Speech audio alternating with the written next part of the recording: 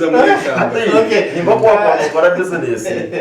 wakora bukubanza ukagwa kugira ngo uwo mani nuguma nugeza ngo ko tuye imbere muri jo kanye imbere muri shati ya abanyambara kwaje mu ngaruke mwatariza kwase ohona rero sezi bya mesi burundi bibiri ariko simba tukata kana Agora mu ikira karura ke bazaka mesha yone ekubibira n'abakunyasha yaba muri yonka gwimirundi nkanye simba mu primary zingwa nzo mu general ngaga mu primary zingwa ngo nganda gwasashe ngabakaba utakamanyira umushumu kwa bakanayize kwacenga nambo iri mu mwize mu ate so bitanga ngambo innocent igiya yabacara kwekarakasa aza urukwende wana vendere tikinde shongo bumutiro bikitisa hati narebo stekera kana weyazaho ibintu yabidebaga noreba atekize bikitwine mu Uganda abantu nibenda bakora ibintu konka bagumemba tweshirekamo ati stekera kana imotoka yiki imotoka ye imotoka ye nango ya meya tubajigamba stekera kaja yateka yeye imotoka yeye itsenda bukabini yes neza mbagize ngo itwara abantu bangahe netwara abantu bashatu revana n'abantu babiri atoko mukazi narara mwizwe ru wareba mushahombo mwene stekera wambuze cyaro cyo kweta kaburangere ondizo narara katenjeto division yo ya me ondizo narara chwamba division ya Kenneth wachire hati yatu bihangu na ngumda chika 30 nako yarese n'abashoboye yabatira hirwara robona ahabwe motoka je kore tarantu babiri atokoreba ngo nshitabantu gamba emotoka teri kurwaza covid emotoka cyabisho nagivuga wo wenga ahabwe nje takuvuga emotoka ye avuga emotoka je nayi waro aragura babiri kore batekora restriction baje cyabisho toni kwa nore tondiro mu mujana ki emotoka aho kwato kumanya nabasa kutuza covid gitwara abana bawo ni ngosiga wagisigaho mu rwiri very simple logic kana cyecho ngenda bacerareho yebare sezimya mwacyabisho ko bangambire kazagatshaza kwidacika yawe babarese meya cyagwisho turukwendera hine wanga kusencha message njya chairman wabo mwe umbantu umutaka yagiye n'umutaka Uganda n'abakaru yes yagira ngo enshonga ya corruption nayo nagireba iriyo nejaho miro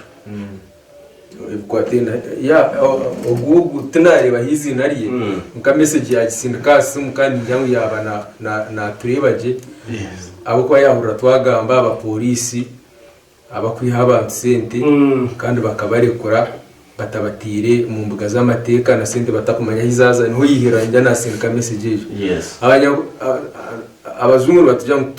two wrong things cannot make one right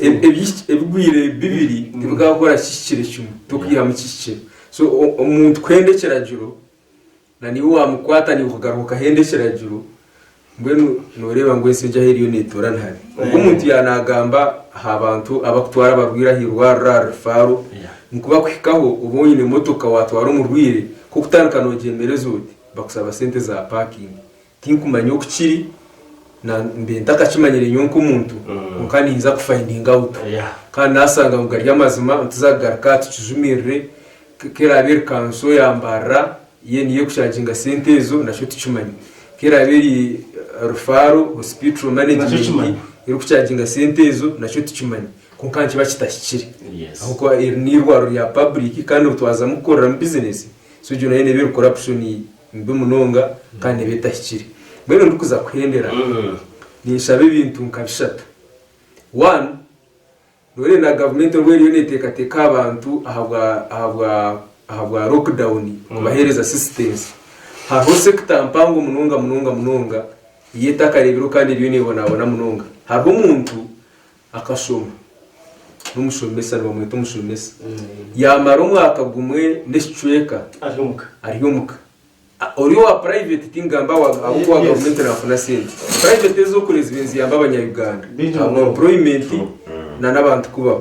kandi buri umwe ryaha nyo nibo tubona ngo turyahana nabandi abariho kwe abaturikize almost buri umwe umfamily ari umwana arikushoma ari umushomesa na n'ibindi hato umushomesa yamara umwaka gumwe ndeshweka private schools kacinga ubuzibe zatandika kuyigura higura hebchweka ba directors of Center Bwiziro bankas kanzi babanza banka zabukwata umusomesa na meza baragama zayishume tafunde sente hati considerations na n'umuntu tekateka tinyirahira hurene babagamba utekateka ngo umuntu nariya ki ayine family ayine umwana ariyo mukanangwa napangisa muzakurana muzakurira abantu bingene bihandikana bita ahabwembera uko remiso so government tekateke mununga abantu abo abashomesa namba ya kabiri etekateke ahabavuje ba boda boda namba ya kashatu etekateke ahabantu aba bintu bakora abebwari abantu aba bintu bateka emere aba bintu baguza business aha muhanda abebgonze n'abandi bataye bakora ubumwe bwabo n'abesungуzi abantu nkaye batekateka umnunga dene cya kashatu hari sente nyingi za government ziriyo nuzifa hariho minister umwe yanagira ati biti yatar bahati wa finance washorera izo mu office yes yagira ati ntuza kushitama tugire sectors izitwi hamusente tubase kurebeka ngo twakitaringa idea yo kurebera abantu it makes sense what is batiro mu kweta kurindi umwe umbahabuzi ba president kurindi umbahazi ba president icyo kubanza nanimbanza nka 50% ya cabinet ministers bona twaba stoppinga twabiha ihanga ndabasa kururaninga even aba ministers bata barunning ihange kwa nini nyisuka na president wenka akarunning ihange kumara kwezi atine ba minister na utuba just amaze no 86 mu Kisaka ajuru mu Kisaka ihanga kandi mu Uganda akanye ba cabinet ministers banga aba bintu barunning zo baheze kurahira arwanning ihanga kumara kwezi kubona atine minister no icya kabiri naniza kwemereza parliament nayo okumara